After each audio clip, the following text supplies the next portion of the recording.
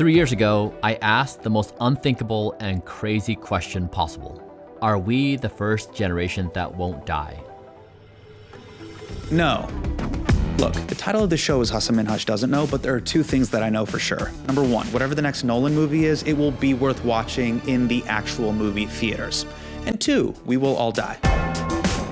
But everywhere I look, I am being bombarded with products and services promising me longevity. What's the answer to longevity?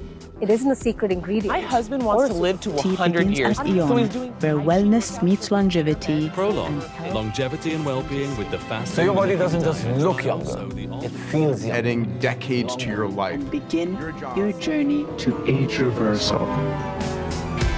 I'll be honest, when I hit 40 last year, I started listening. Supplements hit me. Red light therapy, of course. Cold plunges, hell no. Now, on one hand, this feels like a totally normal thing for people to want. Healing, strength, youth, it is literally the story of the Holy Grail. But on the other hand, it's all being packaged in weird powders, in serums, in full body scans, in straight up vampire blood transfusions, sold to us by guys who either hung out with Jeffrey Epstein or look like raw chicken. I am the healthiest person on planet Earth. So is this whole longevity thing a grift? This is real insurance, by the way. Insurance for your own health and your longevity. I sat down to talk about it with Dr. Sanjay Gupta, the only TV doctor that I trust. One, because he's an actual doctor. I mean, he's literally a practicing neurosurgeon. Call my doctor to find out if TrueCap is right for me. What the is happening here? You should be getting this from your doctor in the first place. And two, because I spend a lot of time in airports and they always have on CNN. You've sometimes heard some really hyperbolic things as well. Obviously, he's not going to live to 200. We had an in-depth, evidence-based conversation about how to increase your lifespan, the Oura Ring. They're the CIA, right? Yeah, I don't wear one. Some ways to shorten your lifespan, if that's what you're into. Raw milk is good for you. Raw milk's bad for you. It has all kinds of bacteria. We figured this out a long time ago. This is like an example of de-evolution of society. And whether there's such thing as too old. Oh, wow.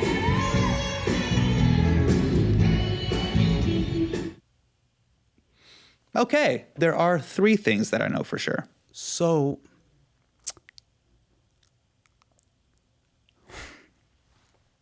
hurry right away, no delay, stop today. Make your daddy glad you have had such a lad. subscribe.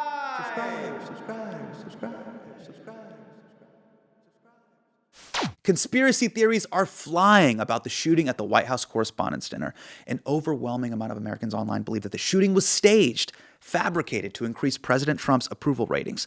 Now, I read about this response on Ground News, which is today's sponsor. Ground News is an independent news platform that shows a breakdown of publications reporting on a story, including which way each publisher tends to lean politically. It's not about eliminating bias completely, but it makes you aware of the potential biases of different publications, so you can consider them as you analyze an event or an issue. In one of the articles, Donald Trump maintained that the shooting was real and that the Epstein files were, quote, a Democrat hoax and are a criminal conspiracy designed to damage him. Right. This is one of the first times when I did not pick up on many differences in a story that could be attributed to political leanings. The right-leaning publications are saying the same thing as the left. Shit is weird. Let's cut through the noise together. Go to groundnews.com/Hasan to subscribe and get the 40% off unlimited access Vantage plan, which breaks down to just $5 a month with my discount. That's groundnews.com/Hasan. By the way, I have a little bit of a bad back. Just so you, really? And you want me to diagnose this right now? Yeah, I mean, I thought since you know everything. No, I don't know. I don't know anything. I feel like you know more than you say you know. Well, many would disagree. Dr. Sanjay Gupta, thank you so much for joining us on the show. Awesome. Thank you. Mr. Gupta, is it true? I read in an interview. This was a 2015 Playboy interview that you never kill bugs. Is that true? That is true. That's true. I think maybe because I'm a doctor. I don't know. I err on the side of life. Spiders, you're cool with them? I don't like them, to be clear, but that doesn't mean I'm going to kill them, though, either. So you're going to do the whole thing where you take the cup? Yeah, take the cup, exactly. Piece of paper, put it underneath there. Slide it out. I do this with, there was a wasp in our house the other day. Oh, my God. Yeah. Okay. So you're a pacifist when it comes to bugs? Yeah. Most things in life, I never feel good about it afterwards. It's not even in the moment. Yeah. It's more about how you feel afterwards. Yeah. Got it. Because you feel like a huge giant crushing this tiny little thing. Yeah, I'm not naive to the idea that it probably has no sensation, but still. That's crazy because in my mind, they for sure feel it. You think so? Oh, when I squash that ant, they're like, ah! but I still go for it. Let's move on to something that is more within your domain of expertise. Let's talk about longevity. It's having a moment. Why is that? I think it's been having a moment for a while. I think people have long been interested in this, going back to, Blue Zone days. I think the idea that there are places around the world where people live extraordinarily long, healthy, and happy lives are those things that we could do here as well in the United States, for example. I think, social media and the sharing of content has made it more of a moment now. I think that a lot of people have entered the industry to profit off of it, quite frankly. I'm Tony Robbins, co-founder of Fountain Life. This is real insurance, by the way. Insurance for your own health and your longevity. For a lot of people who are longevity doctors who spend decades studying this stuff, it's really hard to study. I mean, because fundamentally you're asking a question, will this person live longer? And you don't really know until these people start to die. Did they actually live longer than they otherwise would have? Did they live longer than people who didn't do the things? It's very hard to collect the data here, and I think a lot of people sort of entered the field because of that in a way. Right. They're not beholden to the data. Yeah. They can sell you products. They can make these crazy claims, a lot of which are, pretty outrageous. Has it always been that in the decades that you've been covering health and wellness?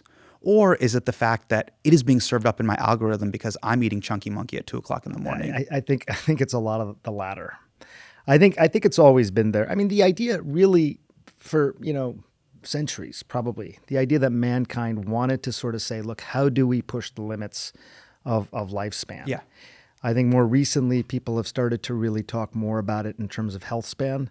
Yeah. But I think I think you are being fed a lot of this content, maybe based on your interests, maybe based on your habits, whatever it might be. Now there's something that people monetize. And I think as a result of that monetization, that has created an entire industry around longevity and wellness and things like that. Some of those products may be great. Some of them may be terrible. The problem is, I think for the audience, they have a very hard time distinguishing between the two. Why does it feel like there's just two wild extremes when it comes to talking about getting old? Either I look like Joe Biden or I look like those tech oligarchs who are trying to never die, but they still look terrible. Does that make sense? Yeah. I think that for a lot of people, they are probably using substances to try and promote how they look. Yeah. I don't know whether it's actually increasing their longevity. So I'll tell you, for example, for men, I think the use of testosterone and human growth hormone and things like that has gone way up. For men who are deficient, it makes sense, but I think these are people who are either not deficient or they're mega dosing. So I think it may make people's appearance different, their muscle mass, their bone density, and things like that. But I think if the fundamental question still is this going to help me live longer? I don't think we know. And I think we may be really surprised ultimately when the answer comes back, because it could be the opposite. It could be that it actually shortened our lives. I mean, many of these substances are associated with all kinds of toxicity in the body and things like that. So someone who lives a natural life, free of those sorts of substances, may live a very long life, even if they don't look as good in the short term, at least, as someone who's taken those substances. Does it concern you when you see a bunch of teenagers or men in their young 20s taking TRT? Absolutely. Take me through your mindset when you're like, okay, I want to take TRT. It's like sort of like a cheat code is how I thought about it. It's like, why would I not do this? That if I could accelerate my progress in the gym with a simple pharmaceutical intervention, then of course I'm going to do it. I mean, this is a problem, I think, and I think it's become very normalized. I mean, you have people. I mean, Robert F. Kennedy Jr. talks about the fact that he's taking testosterone. I think he's 70 or 71 years old. I mean, he's pretty ripped. I think a lot of that probably has to do with those substances. I'm on an anti-aging protocol from my doctor that includes testosterone replacement. And I think that then becomes normalized for people. Most people, the vast majority, 90% plus, don't need this stuff. And I think, as a doctor, I've always sort of said, look, I think my role is probably to say, let's make sure this isn't harming you. If you come to me and say, I'm taking this stuff and I feel that it's helping me, I'm not going to be the guy to say it's not helping you. If you think it's helping you, then it's helping you. I think the person's, their truth comes first. But I do think we have an obligation to inform people if it's harming them.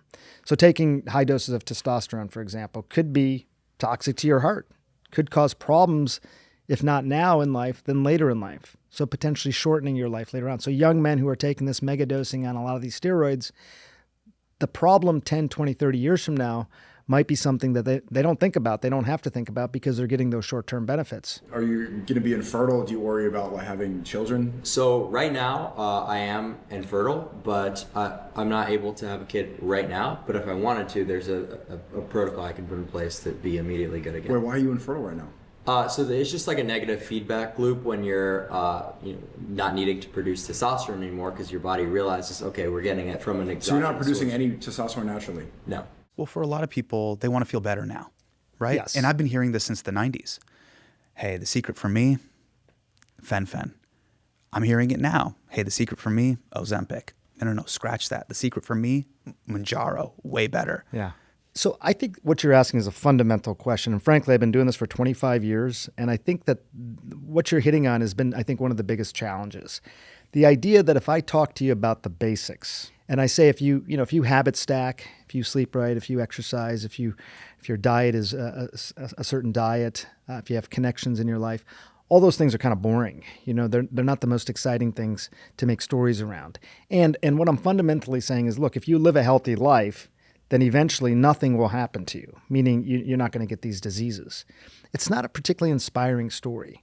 I think what we've started to do more, and I really truly believe this, is to remind people that they will feel good now with those habits. So this isn't just about preventing disease a quarter century from now. You will feel better now. You will be a better husband, a better brother, a better friend, a better colleague, all those things now. You'll wake up with more of a spring in your step. Having said that, I think, you when you talk about things like Mounjaro or Ozempic, some of these things do have a lot of data around them. These were some of these early GLPs. They've been around in Denmark, for example, since the early 2000s. Okay. So some of them have 20-year plus data on them. We've started to learn about them in the last few years. Hang on. So, Dr. Gupta, are you saying are GLP-1s legit, or is it going to be like sports gambling where there's going to be a huge class action lawsuit in years to come and probably a killer documentary series? I think they're pretty legit. I mean, that's the headline. You need to wait long term in order to have that data. I mean, that's just the reality. If someone says, hey, what is this going to do to society or to people 30, 40 years from now? To really honestly, authentically answer that question, you'd have to wait that period of time. But a couple things to keep in mind. If you look at most substances, if they're going to have significant side effects, most of those side effects occur within the first 3 months. Okay? That's a little bit of a data point that I think is interesting. If these substances aren't causing significant problems in that time period, the chance of them causing some problem 20, 30 years down the road is less. Not zero, but it's less. And I think that's an important data point. With the GLPs, if you look at international data, you have decades plus long data. Not in the same size of population like we see now. Obviously, you got millions and millions of people taking it. But I got to tell you, Hasan, I was pretty blown away by how well these worked. When I look at the studies now, like I have a terrible family history of heart disease. Same. South Asians. I mean, we really are more dramatically affected by these things. And the way I always explain it to people is that oftentimes it's the same diseases that are occurring in South Asians as other demographics.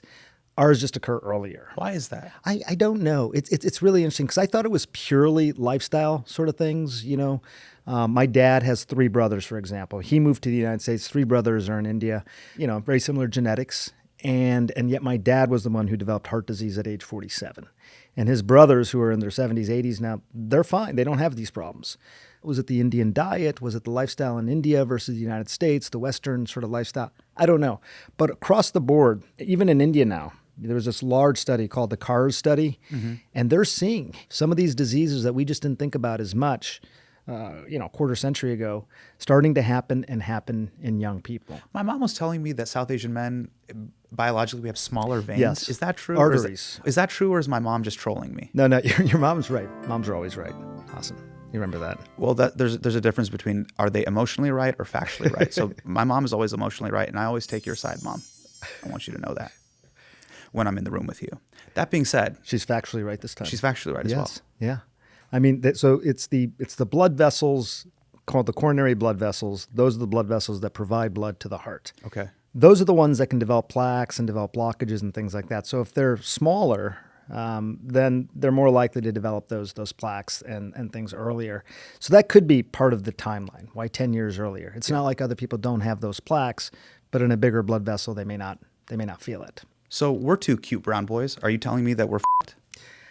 I think there's things we can do about it. Okay. I think there's things we can do about it. But I think we kind of have to work harder than everyone else. Like my dad having heart disease at 47, I'm 57 now. Yeah. So when I was getting around his age, it was something I thought about a lot. Wow. Because I thought, look, he was never overweight or anything. He was actually pretty active. Did he have the thing that all Indian men have, which is the ET body? ET body? You know, E.T., Steven Spielberg's E.T.? Yeah. Big tummy, long arms, skinny. I think the arms were normal length.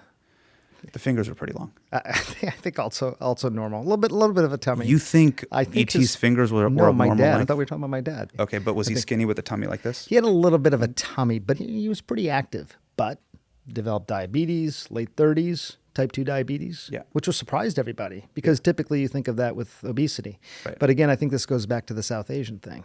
Maybe he would have developed it eventually, but he just developed it much earlier. Well, one of the things that I wanted to zoom out with you on is it's imperative that everybody approaches the basics and tries to accomplish that for a healthier, happier life. Now, you wrote a book almost 20 years ago. Yeah. And I hate to break it to you, people don't really read books. So what we're going to do is a visual recap. Okay.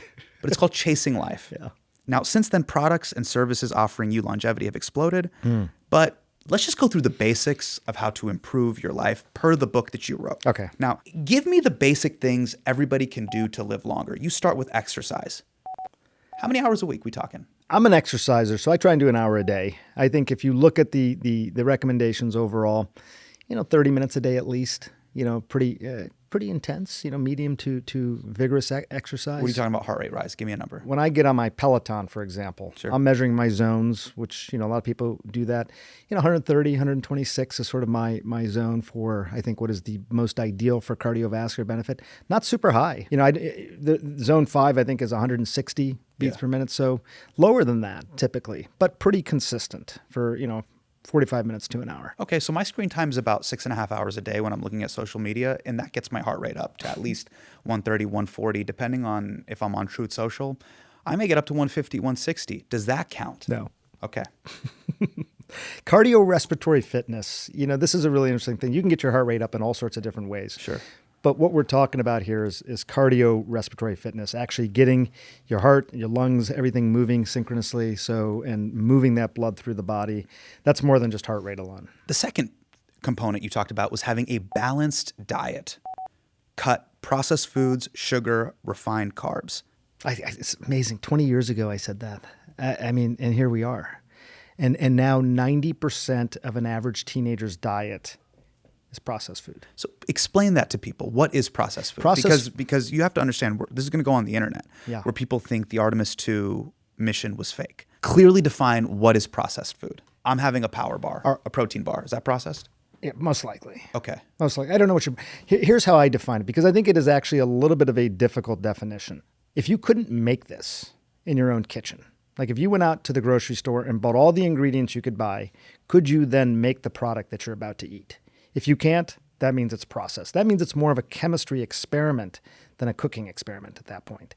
It's not food at all, really. It's a chemistry experiment. The idea, can you even pronounce the ingredients in the particular product? If you can't, you're most likely dealing with a processed food. And how do you make sense of that? Do you take supplements? I take two things now, and this has been fairly recent. And I think about these things a lot. I'll just preface by saying that none of these were willy-nilly sort of decisions. But again, keeping in mind significant family history of heart disease, I do want to live a long time, and I want to live a healthy life a long time. Yeah. So the two things I've been taking are metformin and creatine. Metformin, I think, has a lot of data around it. It's been around for a long time. That's a heart statin, right? No, metformin is actually originally started as a diabetes drug to regulate blood sugar. But what they have found with metformin is fascinating is that there's all these what they call hallmarks of aging. Like you are of a certain age based on revolutions of planets. But for a lot of scientists, they will say your age is based on how much cellular senescence you have, meaning how many poor performing cells you have in your body, cells that aren't really doing much for you. what the status of your immunity is, your mitochondrial function. There's 7 to 9 hallmarks of aging. So people say, hey, look, I can actually say this is what your age is scientifically based on measuring these things. How do you find that out? I mean, there's blood tests. Part of it is genetic. There's all sorts of different things. There's a guy here in New York, Nils Barzilai, who I think has been one of the sort of real pioneers here. He's the guy that actually said to me, amazingly, metformin, which is a generic drug, super cheap, pennies on the dollar, for a bucket of it, I should say, you can address most, if not all, of those hallmarks of aging. So it helps with blood sugar control. It helps with the cellular senescence. It helps with what's known as telomere length, which is the length of your chromosomes, the ends of your chromosomes, all these things. So I thought it was worth it. It's hard to know, how well it's actually working. Yeah. Again, is it going to help me live longer? I'd have to die to really be able to answer that question. Right. And then with creatine, I think creatine is the most studied supplement out there. It's really interesting. Obviously, things like vitamin D, they get a lot of studies. But creatine, there's a lot of studies on it. And I think a lot of it came out of the fitness community. And I think for people who do exercise regularly, it seems to help. It seems to help with muscle mass and bone density and things like that. Is it true that it also helps with mental cognition? We don't know yet. Okay. This has been the hypothesis for some time. So this is really wild, Dr. Sanjay Gupta, because I'll tell you something about creatine. It was really popular in the late 90s and early 2000s with a lot of high school bullies. Now we're talking about people who put me in headlocks or titty twisters. Do you know what titty twisters are? I do. I'm sorry, by the way. Yeah, and when it's on raw skin, that's brutal. Raw skin. Raw skin. They pulled your shirt off and then undershirt off, and yep, you got that right there. They were on creatine. In my mind, when they would do that to me, and sometimes it would break skin, sometimes it wouldn't. I would go, you know what? Your kidneys are going to fail, and I will wait for that day, and best believe I will celebrate. Then I come to find out, I'm having this conversation with you in 2026, and you're telling me it helps with muscle mass. Yeah. It's one of the best supplements you could take. I think the most studied for sure. So here I am, not taking it for 30 years. Did I f*** up? Well, I mean, you did what you thought was best. And I'm sure the titty twisters did not help. You're thinking about creatine. By the way, did they tell you that I am on creatine and that's why I'm doing this? Or how did you put those two things Well, a bunch together? of those guys would open up those black tubs from GNC. Yep. And that's at the time, so again, they were like this 13, is 14 years old. We're 13, 14 years old getting after it, big dog. Yeah. I see, I mean, what you're trying to tell a lot of people, which is like, here's how you have an active, healthy life. Here's how you live a better life. But what you don't understand, a lot of young men want to be is they want to be Braun. They want to be him. I hear you. They want to be the big dog. And then they can do the titty twister to brown boys like you. Sure. Or to any boy. Right. But I'm sure it felt very personal. It felt extremely personal. I mean, how could it not? How could it not? Right. Right. Yeah. The creatine, I still stand by it. I don't know that you f***ed up necessarily. And I just started taking it over the last couple of years. So it wasn't like I was somebody who said 30 years ago, this is for me. Right. I did wait for a lot of that data to come out. And also I think it does help if you are someone who exercises, if you're someone who really pushes yourself to the limit. It's fascinating the way that it works. You're basically, you're using creatine to help fuel your cells, and specifically fuel something known as the mitochondria, which are the energy sort of part of the cell. For most people, daily life, you're not going to exhaust your mitochondria. You're fine. But if you do start to exercise intensely, if you're doing things intensely, creatine gets turned into something known as phosphocreatine, which acts like a good reservoir, I should say, for those cells.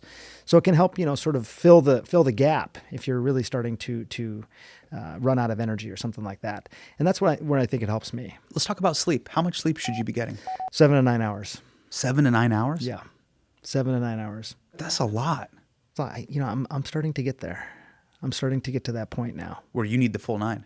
I don't get to 9, but I'm getting at least 7. Okay. I mean, for a long time, I didn't do that. I think for a lot of people, maybe yourself included, I felt like I could power through that. And what was interesting is that, sleep deprivation for me weirdly enhanced my mood. Like I actually, that punch drunk sort of feeling that you get when you're not sleeping enough. Yeah. I'm not advocating for this. When I get good sleep, I just, everything about my performance is better. So in terms of being efficient in life, if I get that amount of sleep, I'm going to actually perform better versus trying to sleep less and do more throughout the day. I'm just not going to be as efficient. The Aura Ring, they're the CIA, right? Yeah, I don't wear one. Neither do I. Do you wear anything to track yourself? Just the wedding, me too. Yeah, I'm married to my wife and the game. And the game. You know what it is. By the way, I'm up? kidding about the Oura Ring. It's not a CIA tool now. Well, what do you think about it? I'll wear an Apple Watch when I exercise because I do like to get that sort of data. My wife wears an Oura Ring. She loves it. I just feel like it doesn't do any, like I need to tell the time. I want it to have more than one function. So no smoking. Now, did you hear that the UK just banned smoking for everyone born after 2008? Do you think we should go that far in the United States? I think it has no redeeming qualities. And there are very few things that you can say in society that have absolutely no redeeming qualities. Like even food, even the food that we were talking about, the processed food does provide calories. It does provide something. And, we have a food system that's sort of broken in this regard, that kind of food is so much cheaper, so much more accessible. You can go to McDonald's and, for family of 5, $30, $40, you can feed them. Good food is expensive. Tobacco has no redeeming qualities. It's not providing anything. All it is providing potential illness. I'm not a fan of bans, but I think highly educated choice, I think, is important. Last component, strong social ties. Now, I have over 2 million Instagram followers. Amazing. Does that count I don't know. as a strong social tie? Do you think it does? I feel connected to a lot of people. Do you? I mean, but those Instagram followers? This is hard. This is a tough question, doctor, because on one level, the clout makes me feel good and it fills a hole inside of me that I can't quite quantify. But on the other hand, literally anybody can ruin my day. Right. So you got to live with the good and the bad. Heavy lies of clout. I think it's so ephemeral. Okay. Having Instagram follow. I mean, I think it's great. You have a lot of follow. Yeah, obviously a lot of people want to follow your work. I think that's great. I think the fact that you can be so dependent on a negative comment from somebody who you don't even know, who may have no interest in benefiting you or harming you, but then says something that makes you feel bad. What are the true health benefits of human connection? Well, epidemiologically, meaning if you look at big societies and say, hey, look, what do these societies have in common where people are super happy and super healthy? You do find that they're really connected. They have a lot of social connection that's sort of baked into society. The way that they live, the way that they move around, they're not living in isolated sort of homes. When they go to the store, they do things like here in New York, you're going to run into people. We know biologically more than we did before in terms of what hormones are released in the body. Oxytocin, that's released when you have strong social connections. That oxytocin can help grow new brain cells. And I think everything starts with the brain in terms of your likelihood of exercising that day, making good food choices. So you're telling me running into people at the grocery store will actually release oxytocin and not trigger anxiety? Because I do also have dread of I may walk into this La Pen de la Queridity here in New York City. Yeah. And if I see Ronnie Chang, I'm going to be pissed. I've heard you and him have beef. You're going on tour together. We go on tour to fight. Is that right? We go on tour to fight. People like watching It's a debate to the death. Yeah. We live in America. Yeah. Do people like watching it? People love it. Right. I mean, you draw blood. Yeah, you're on CNN. You know how it works. You know how the panel works. Yeah. Oh, gosh. I don't do many of those panels, though, you may have noticed. Occasionally, they'll pull you into the cut, I know, though. sometimes. And you got to put them up in a 6.5 minute block before we go to ad break. No titty twisters here, I'm telling you. Yeah. I defend They're the myself psychological ones, though. The psychological, yeah. Let's talk about this.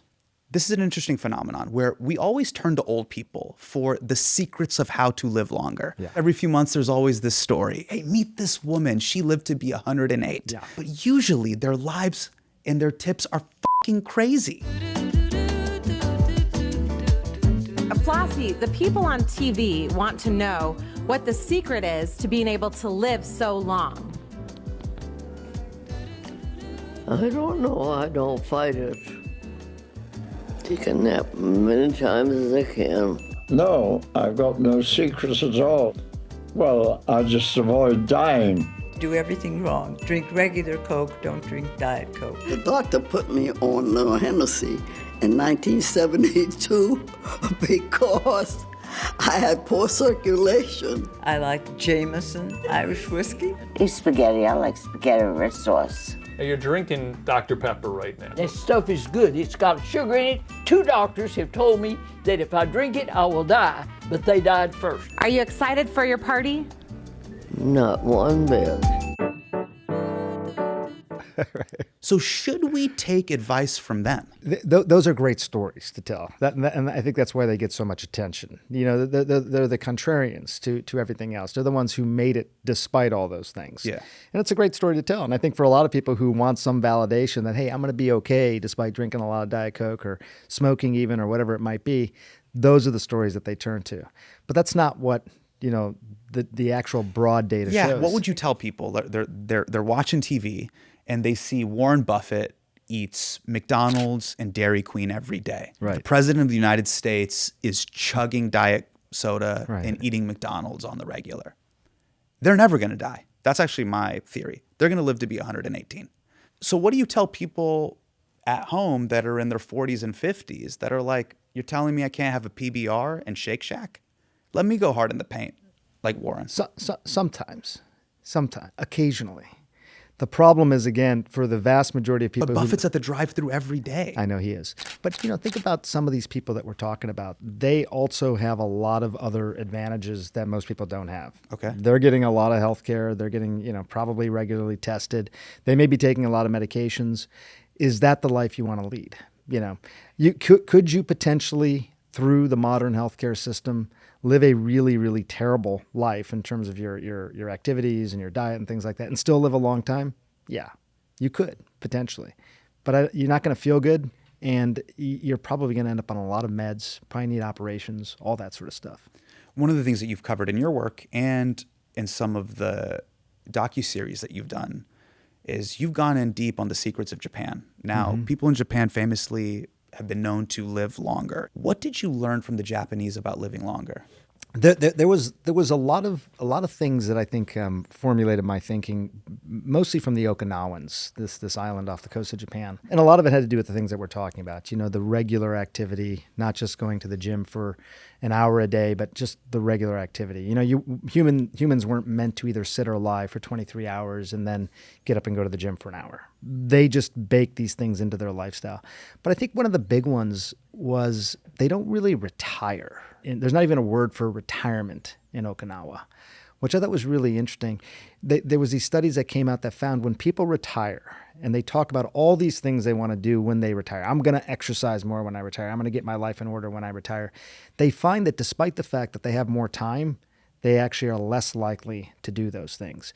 So actually staying active, even in a job, still makes you more likely to engage in healthier behaviors.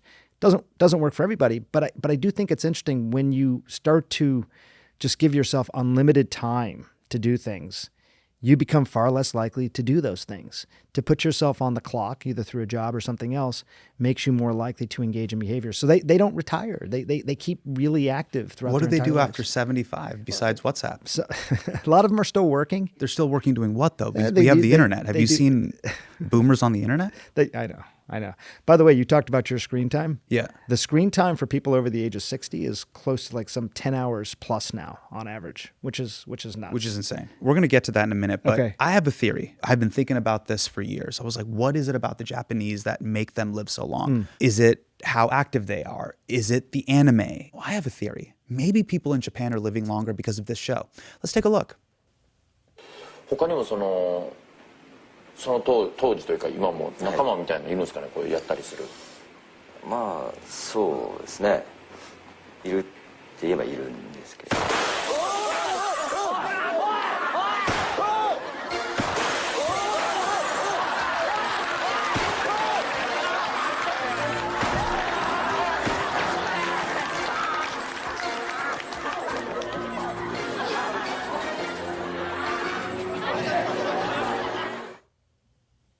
What are we watching here? That's a prank show where... Do they electrocute them or That is someone getting shot, but it's fake. Fake, yeah. Now, is that the secret to living longer, which is shorten one person's lifespan, the person who's terrified, so that everybody else can laugh and live longer? No, it's not. Okay. I mean, the idea of being terrified like that, thinking you're about to die, does that lead to a longer life? No, I mean, that guy's got to go. So, you know, he's been sacrificed Where do you because find he thought these? he was part of a bank shooting or an office shooting. Okay. Is that what was going on there? That's what was happening there. Wow. Yeah. How did you find that? I mean, I told you I have 6.5 hours of screen time a day. Now, let's talk about this, which is because I'm on the internet looking for the answer. There are so many people on YouTube giving medical advice. And this is tough because some of them are actually doctors. Yeah. How do I make sense of this? Because MD good, YouTube bad. How do I know if the person that I am subscribed to is giving me good advice or if they're just a bad faith grifter? This is really challenging nowadays. And there's great content out there on YouTube. And there's terrible content. Are you serious? I'm serious. There's really good content there, and there's terrible content. I think the problem is the average consumer has a really hard time distinguishing between the two. You know, basic rules apply. If something seems too good to be true, it's probably too good to be true. I think if you're not seeing it validated elsewhere, like if you see it on one YouTube channel and that's it, and you're not hearing about it elsewhere, it's probably something that someone is just making money off of you. You know, you're the product at that point. You're being sold something. There's no regulation around it. Yeah. You know, look, it's CNN, and you know, you hear what's going on with CNN and this administration and all that, and being called fake news. You're gutless losers. I say that to CNN because I watch it. I have no choice. I got to watch that garbage. It's all garbage. It's all fake news. If people were to come spend a day inside CNN and just say, okay, just talk me through this. Here's the story idea over here. Between story idea and story going on the air, show me all the various steps that occurred to make it actually happen. The number of people who weighed in, the amount of fact checking, the amount of reviewing of the scripts, getting people from standards and practices involved, all that sort of stuff. There's a whole process. I mean, that is how you arrive, I think, at the most vetted, validated sort of form of content. That doesn't happen in a lot of places. Right. Again, it's not to suggest that what you see on YouTube is necessarily going to be problematic all the time, but it doesn't go through the same process. Have you heard about people turning to Google Gemini for healthcare advice? Yeah. And Claude and ChatGPT and all kinds of How do you things. feel about this? My general thinking on these sorts of things are this is happening. So I think, you know, the idea of sort of trying to pretend that it's not going to happen is probably not a good approach. Claude now has a program where you can load up your entire medical record and basically have it summarize, you know, your entire life's worth of medical record. Summarize this in a paragraph or a page for me. Give me the best sort of plan going forward based on everything that's out there in terms of supplements, in terms of medications. I shouldn't walk 10,000 steps. I should walk 11,000 steps. Like, what is the ideal way to live for me? I think these AI platforms can start to get there. They do make errors. You know, everyone talks about the errors. Humans make errors as well. So, you know, I think it's a little bit, you know, you get a little bit of the same risk there. I think the concerns about privacy are real. Although I'll tell you, I have three kids, 3 girls, 21, 19, and 17. And when I talk to them about things like that, like, would you load all of your medical records onto Claude? Wouldn't you worry that could potentially violate your privacy or somebody might get a hold of that? The premium that we placed on privacy, I did, they just don't seem to place the same premium on privacy. Like, Dad, why would anyone care about my medical record? Like, what are they going to do with that? It's a very different sort of environment. So I think it's happening. If you wanted to load your medical records onto Claude and say, optimize my life, make my life as optimized as possible. But what if it gets it wrong? It can get it wrong. And so I think you have to validate, just like you probably would with a doctor. You may want to, you know, do what they call human in the loop. So, you know, trust human in the loop? You keep a human involved somehow. So you trust what you're hearing, but then you verify it. Hey, this is what it told me. It told me that I should take 5 grams of creatine a day. Does that make right? sense? How's that feel for you? Got it. Do that with your doctor. That kind of thing. I mean, I don't know if this is an indictment on the individual or the system at large. I'll give you an example. So my shoulder's been clicking, and I'm not just doing this because I have a doctor here. I don't know what's going on. And I would go see my doctor, and I'm just doing the cough test. And he's like, look, I'm here to just focus on the cough thing. Turn right and cough. And we haven't gotten to this. Right. So I go to Google Gemini. Yeah. And I come to find out it's called shoulder subluxation. Shoulder subluxation. That's what I was trying to say. Yeah.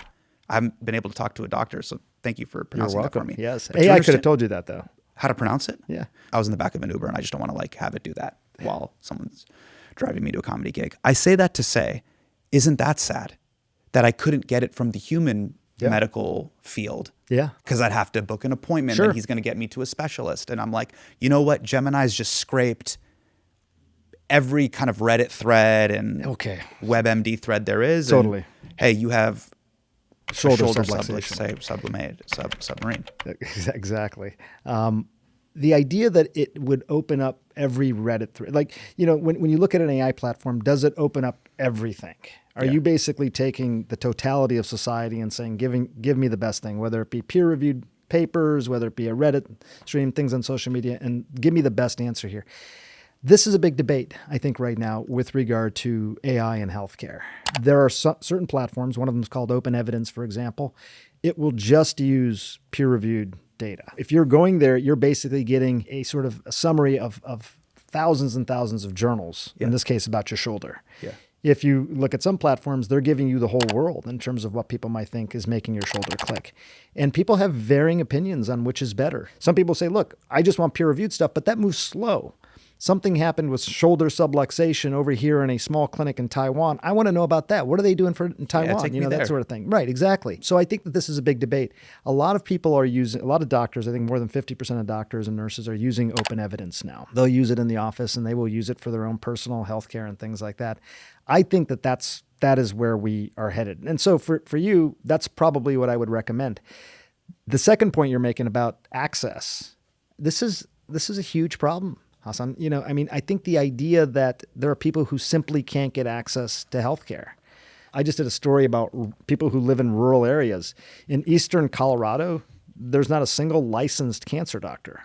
Half of the state, there's no people to treat cancer. It's remarkable. In Colorado? Eastern Colorado. Wow. We live a lot of miles away from anything. When people are that sick, it is horrible, the travel. If Dr. Hoyer and his team wasn't available down here, I would not have made the trips to Colorado Springs or Denver. Like, what are they to do? Folks, right now you have doctors who are basically driving from Colorado Springs 400 miles, seeing a bunch of rural clinics and taking care of patients. Those people are going to go to AI. Yeah, and I want to piggyback off this idea because I'm sure you deal with this paradox now, which is we have so much information. Literally every peer-reviewed medical journal you could ever think of in PDF form that's available to be scraped by every AI platform there is. And yet people are still misinformed. So because I have the Dr. Sanjay Gupta here in a chair across from me, can we do just a quick medical misinformation for our audience? Yes. Okay, great. I'm going to list some health claims that I've seen online, and you tell me whether it's true or false. Okay, you just want one-word answers? Sure, and if you feel like it needs more, then by all means. But I just want to let you know people are watching this while they're on the train with one AirPod in and or while they're in the bathroom taking a shit, avoiding their family. I just want to let you know that is 100% the truth, and that's where people are. And I'm not here to impose judgment. I'm meeting the audience where they are. The flu shot gives you the flu. No, false. But isn't it a dead virus? It's a dead virus.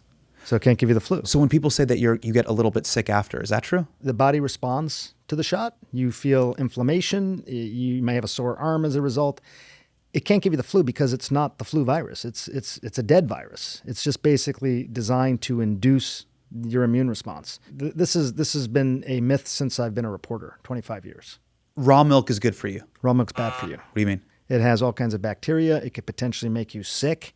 That's why we pasteurize things. This is like an example of de-evolution of society. We figured this out a long time ago. Probably saved a lot of lives as a result of that. Does Wi-Fi cause cancer? There's no cause and effect there.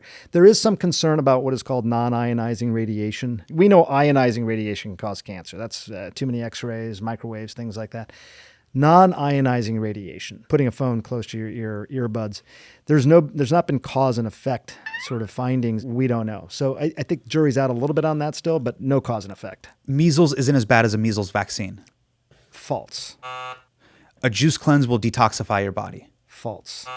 Raw potato juice helps strep throat. I hadn't even heard that one. I saw a TikTok on it. I raw potato juice will cure strep throat. No. Okay. I don't even know where that comes from. You should leave a comment on that video. I don't even know. ... Doesn't know. Inserting garlic cloves into your nostrils relieves congestion. Probably. It does make you look insane, though. It does. I'm not saying it's good for you, but would it actually relieve congestion? I think there's other much safer ways to do that. How about this one? You should take this thing. They also give it to horses. No, false. This is the one I can't figure out. Like, why did that happen? Do you know? If you want my short answer, I can give it to you right now. Every institution has failed us. Education is crumbling. There is no such thing as true healthcare for all Americans. There are a number of pedophiles that don't go to jail, but for some reason I have to pay a parking ticket. Everyone that I know and love seems to be lying to me. Maybe the answer is somewhere else. That was a lot. Look, I don't understand. I don't get what I'm empathizing with is I understand people's frustration and lack of access to institutions that should take care of them. Yeah. And when that is in a vacuum, yes, people will go to many different places. Yep. For relief. I totally agree with that. But those places they're going are taking advantage of them in some way. Okay. So sometimes I'll go in for a sports massage and someone will say, this removes toxins. What are toxins and are they bullshit?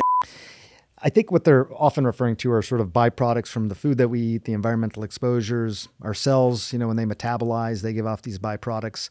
Your liver does a phenomenally good job of detoxifying your body. So, might these things help a little bit? Perhaps, but to give context, we're talking maybe 100 to 1. Right, but what specifically are toxins? I mean, it's literally from the outside world, like the air that I'm breathing and the food that I'm eating. Yeah, a lot of it's from environmental exposures, but also when your cells metabolize, when your cells divide, they do give off these byproducts as well, which your body is constantly flushing out. Okay, and the liver, our liver, and the human liver is probably the most effective way to detoxify. Yes, absolutely. Okay, got it. Because for the longest time, I just understood it as bad vibes. No, they're actual things. It's something that can harm the cells of your body. Okay. Typically. And are you telling me the liver does the best job at detoxifying, better than what anything you can get at Trader Joe's, Erewhon, or some random dude who's trying to get me to go to his massage parlor? Exactly. Hey, out of curiosity, if we're talking about toxins, why isn't there more work on those larger systemic environmental factors, meaning polluted air, polluted water? Yes. Wouldn't that be a more efficacious way Absolutely. to remove both toxins and bad vibes? Yeah, absolutely on the toxins and microplastics. But there is this contention, though, with just living in a society where you want things to be super easy. Plastics, for example, make things super easy, and yet they are toxifying our bodies. We have a really hard time getting rid of those things. So it's convenience over health. Now that we're seeing what plastics actually do to the body, you're finding plastics in your blood vessels. They're finding plastics in the brain, microplastics and nanoplastics. Some people have said microplastics in the body are as big a risk factor for heart disease as cholesterol. So, I think we're starting to become increasingly aware of it, but it's taken a long time. I saw on an Instagram thread that I have enough microplastics in my brain that's the size of a credit card. Is that true? We do carry a lot of plastics in our body. Maybe a credit card's worth in our entire body. Okay. I think that's what I've seen. Okay. We've known this for years, though, intuitively. Like when I drink out of a plastic Crystal Geyser bottle, I know it doesn't taste like water. It kind of tastes like water that was microwaved inside of a Ziploc bag. Really? Did you microwave it? No, the water tastes plasticky. There's a lot of plastics in all these products. I think we are going to move away from that. I mean, I'm starting to use products like even things that we know are not going to give off plastics, that are going to be much more durable, more expensive. How do we get ahead of this? Because every time I get a new pan or I get a new Stanley, then a few weeks later I see Sanjay Gupta on CNN telling me, breaking news, that's also killing you. So what do I do? I think for now, if you can avoid plastics, that's probably the biggest thing you can do. Okay. And should do. As much as we make fun of RFK Jr. on this show. Hey, everybody. These are my two ravens. I don't think people should be taking medical advice from me. There's a couple things that we actually agree with him on. Are there things that you agree with him on? Because I have two. It's hard to find those things, because the one thing I think I did agree with him on for a long time was the potential harms of glyphosate, which is Roundup. It's a pesticide. I think he did incredible work on that. And, these various cancer organizations declare this a possible or probable carcinogen. And yet, he is in favor, apparently, of making it more available now. The president has said this is a national security issue to make sure we have plenty of glyphosate in our agriculture. And RFK, who campaigned on this, made his entire career on this, was up there, I think, supporting the president. So I think it's increasingly hard to find things that I agree with him on. Well, there's one thing that he said is he has been a huge advocate of cutting sugar and processed food. How bad is sugar and processed food to our health? It's terrible. There's no question. I think define terrible. Like, I'm having a can of Pepsi with 2 delicious slices of New York City pizza. Right. For a young person who basically lives their entire life eating that sort of food, we know that it's probably going to be associated with all sorts of chronic diseases, autoimmune disease, and probably a shorter lifespan. And you're right. That is probably one area, I think, of widespread agreement. I think everyone agrees with this, and people have been talking about this for a long time. I think the real question is what's going to be done about it? How is that actually going to be addressed? And I haven't really seen any movement in this regard. There's another thing that I agree with him on, and yeah, I get it. I've dunked on him before on the show. I'll probably dunk on him again. But there is another thing that I agree with him on, which is banning D2C pharmaceutical ads. Let's take a look. Do you have metastatic breast cancer?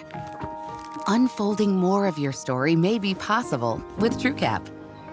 TrueCap is taken with fulvestrant for people with HR-positive, HER2-negative MBC with abnormal PIK3CA, AKT1 or PTEN genes, and progression on or after hormone therapy. In fact, TrueCap plus fulvestrant may give you twice as much time without your cancer growing or spreading than fulvestrant alone. If you have metastatic breast cancer, ask your doctor if TrueCap plus fulvestrant is right for you. Okay. What the hell is happening here? You started nodding to this ad. I'm watching this as a civilian being like, what the is that? If you have metastatic cancer, find out if TrueCap is right for... I have to watch an ad on CNN tell me if I need to get this drug if I have metastatic cancer? Shouldn't my doctor be telling me you should get this drug? Yeah. Why do I have to watch Stanley Tucci Searching for Italy, stick around for the ad break, see this ad, go, let me call my doctor to find out if TrueCap is right for me? Yeah, it does seem pretty backwards, for sure. You should be getting this from your doctor in the first place. So how do you feel about this? Just philosophically at large, because this is CNN's revenue. Well, I was nodding because I didn't understand a lot of what they were talking about either. They were talking about specific gene mutations, like those gene mutations that they're talking about. I was really surprised that they put that in an ad. So you don't understand what that is? No, I think... Austin, play it again. We have a doctor here. Let's try to make sense of this.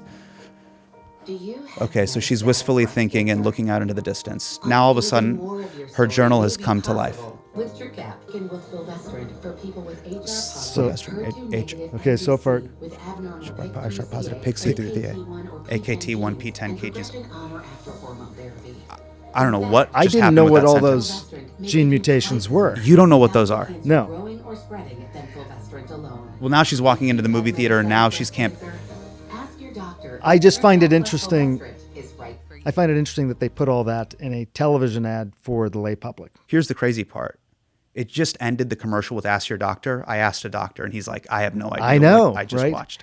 Presumably, and it's a very targeted group. It's people with metastatic breast cancer. They should go to their doctor first. And by the way, I just want to give you just a fun fact. We cut out 90 seconds I wondered because of side effect warnings. Right. I wondered where the side effect warnings were. Side effects including high blood sugar, diarrhea, and skin reactions are common with TrueCap and may be severe. Your doctor will monitor your blood sugar before and during treatment. Tell your doctor right away if you have increased thirst, increased urination or appetite with weight loss, diarrhea, fever, rash, reddening, drying, or peeling of skin, or blistering of skin, lips, eyes, or mouth, stomach pain, tiredness, confusion, blurred vision, or difficulty breathing. These are not all the possible side effects of TrueCap. TrueCap can harm an unborn baby. Untreated high blood sugar can lead to treatment in the hospital or death.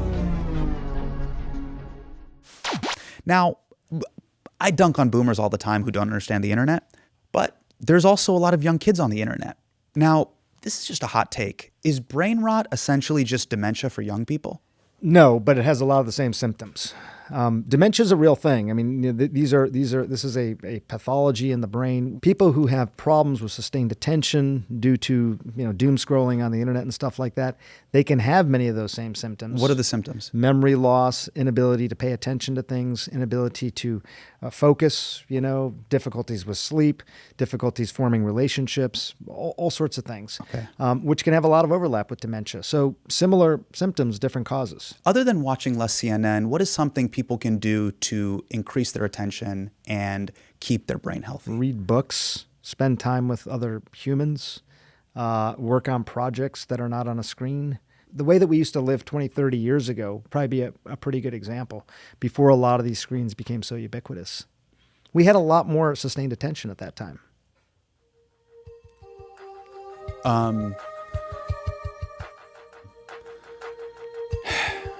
Read books. That's tough. Because I have some younger cousins who saw the trailer for The Odyssey, Christopher Nolan's. Yeah. And my cousin texted me and he's like, bro, I can't wait to see how this ends. And I had to tell him it's a book. You can look it up right now. You can see how The Odyssey ends. It's written by Homer. And the ending is available right now. I've got to think that this isn't a linear trajectory towards more and more of what you're describing. I've got to believe that. Otherwise, I think we're doomed. I mean, we're just not going to be able to pay attention to anything long enough to actually get anything done. At some point, I think there's going to be a sort of correction, if you will. I have to hope so. Yeah. Well, how do you feel about it in relation to your daughters? You have 3 amazing daughters. Are they pretty sharp, or is the brain applesauce at this point? No, I think they're pretty sharp. But look, I think they have the same issues that I think a lot of other people. 3 teenage girls. The idea that they're spending way too much time on screens, what that's doing to their brains, their ability to just pay attention to things. Their mom and I have tried to do a lot to correct that. It's tough. They have this fear of being isolated if they're not connecting with people. I think the pandemic worsened that for them. Mm-hmm. At that time, social media was one of the only ways they stayed connected, at least for several months or a year. So not surprising. Can I ask you this? Do crossword puzzles help, or is that just propaganda from Big Crossword? I think crossword puzzles can help, but I think if you do a lot of crossword puzzles, you'll probably get really good at doing crossword puzzles. The idea that if you're trying to make your brain sharper, that it's memory, it's processing speed, it's all these different things. What you're talking about is this idea of mental fitness. You've written about mental fitness. Yes. In 2024, after that first Trump versus Biden debate, you got up in there and you wrote on CNN that President Biden should, quote, undergo detailed cognitive and neurological testing. God damn. I know. I didn't know you carried a gun on you because you emptied the clip on Joseph Robinette Biden. There was a drumbeat of coverage for years talking about Biden's age and mental capacity. Why hasn't the media brought the same heat for Donald Trump? I think they have. I mean, we've been talking about it with Donald Trump for some time, going back to even, first term. So it's been out there for a while. I think the idea of advocating for testing, this is something that's been a big debate overall, I think, for presidential candidates when it came to physical fitness, when it came to mental fitness. The idea that someone would go through basic cognitive testing to have that job. This is something Nikki Haley talked about. I fundamentally agree with that. As a brain scientist, maybe President Biden would have done those tests and people would have actually been surprised because his debate performance did not reveal that night. But keep in mind, the next day after that debate, he got up for an hour and a half and did a press conference, no notes on everything that was happening from a foreign policy standpoint. Look, I wouldn't have picked Vice President Trump to be vice president till I think she was not qualified to be president. So let's start there. When it comes to President Biden, they talk about dementia. But then when it comes to President Trump, they say he's demented. Is there a difference? Aren't they equally bad from a medical perspective? Yeah, it's interesting. I hadn't really thought about the language that much, but just the term demented, like the Dementors from Harry Potter, it's a pejorative term. Yes. Most neuroscientists don't really use that term. They talk about something specific. Okay, so be specific. When you see his full-on all caps Truth Social posts. Yeah. Happy Easter, we're going to bomb Iran. Allahu Akbar. What's your assessment of that as a medical professional? I think someone who's become disinhibited.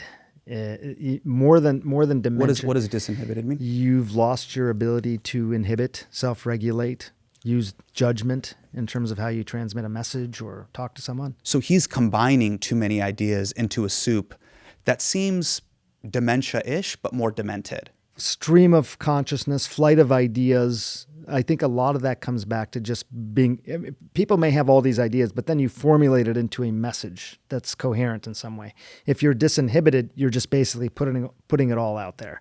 So I still think this is probably more disinhibition, but it's really hard. I mean, the testing that I was referring to in that article, it's extensive testing. These are hard things to know just by looking at one debate performance or certainly one social post to really understand what's going on.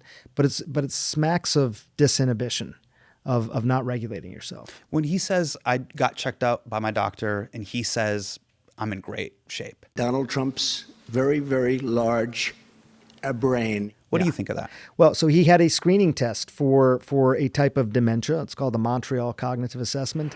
Like you'll go person, woman, man, camera, TV. So they say, could you repeat that? So I said, yeah. So it's person, woman, man, camera, TV. It's just a screening test. It's not a diagnostic test of any sort. It is pretty, it's pretty commonly used. And apparently he's taken it twice or 3 times now and said he scored 100% or got a perfect score each time. It's just checking, basically screening for that one specific thing, not diagnosing or eliminating other things. Okay. With respect to President Trump and your professional medical opinion, dude's crazy though, right? It's really hard for, I think, anybody, doctors included, to look at somebody on a screen and make an assessment about them. People can be very strategic in how they behave. So you're looking at it, you're saying he's crazy. Maybe it's a strategy. I don't know. That's why you do detailed testing and figure out, is someone actually not thinking clearly? So hypothetically, you were his physician and you had, let's say, an hour or 2 to screen him. What are the things that you would take him through to find out? Are you just nuts and on one? Or are you actually exhibiting forms of dementia? I went through some of this testing myself when I was working on a documentary, and it's hours of testing. And it's everything from looking at memory to looking at processing speed, trying to measure empathy, looking at all these things in terms of your thinking patterns over time. It's pretty exhaustive to sort of do that. And even for neurologists, they have a hard time ultimately making a conclusion as to whether or not someone truly has dementia. There's no specific biomarker or something like a cholesterol test to say this person is actually that. Yeah. And then you have to look at them over time. Doctor, let's just take it out of the realm of politics because I don't want to mess up your bag and I don't want you to end up on the gutters of YouTube like me. I want to talk to you about how we treat old people in American society. So I want to play a clip for you, and this is from the legendary Frankie Valli. Oh, wow.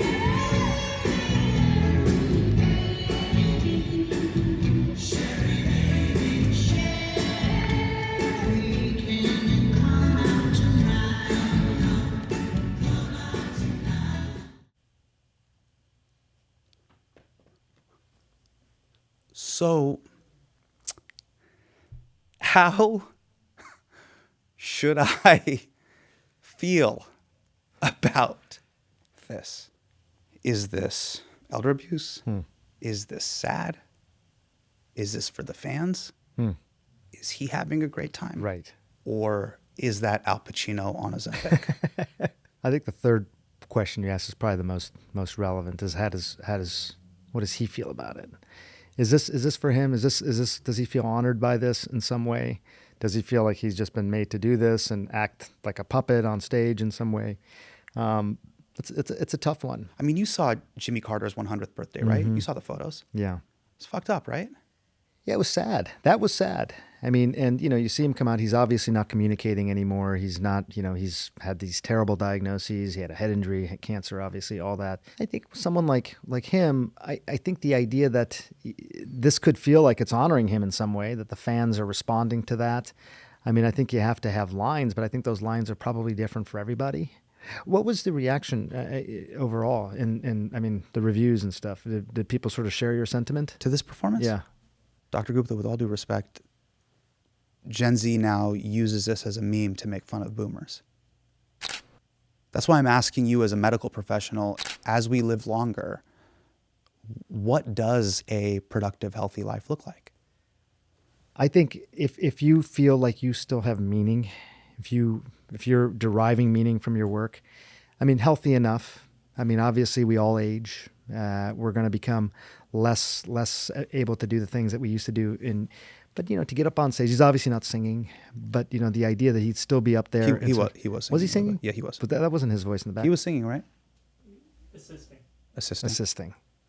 Like I think about my own parents. Yeah. And they're in their 80s, and they love to still get up and do things, and I think it gives them so much meaning in their lives. It helps be an antidote for the isolation, the lack of meaning that I think comes to a lot of people near the end of their lives. So I think you have to have lines, but I think for every every individual, those lines are going to be different. Got it. Final thoughts? Anything you want to leave us with? No, I think 25 years now I've been doing this job. I think it's interesting. I thought one of the things we were going to talk about was just sort of, being Indian and South Asian on television. I mean, you did the most Indian thing, which was medical advice. Yeah, right. I think, but when I started doing this, Apu from The Simpsons was the guy on television. Yeah. And I think 25 years later, like, what are the attitudes towards South Asians on screen? Yeah. How has that changed? Will it continue to change? What does it mean for our kids? We've made in the progress, future? haven't we? I think we have. I mean, Zohran Mamdani is president, and every week the New York Post says he did 9/11. So, who says we haven't made strides? Am I right, brother? I think, despite those things, seriously, we have made strides. I mean, it's beautiful. It is a beautiful thing. Yeah. I think the world your kids live in, my children live in, it's going to be great. Brown boys are up. It's Brown Boy summer. Obviously, you're taking care of your body. You look phenomenal. May God please make me look like you in 20 years. Dr. Sanjay Gupta, thank you so much for being a part of the show. What an honor. Thank you. Thank you.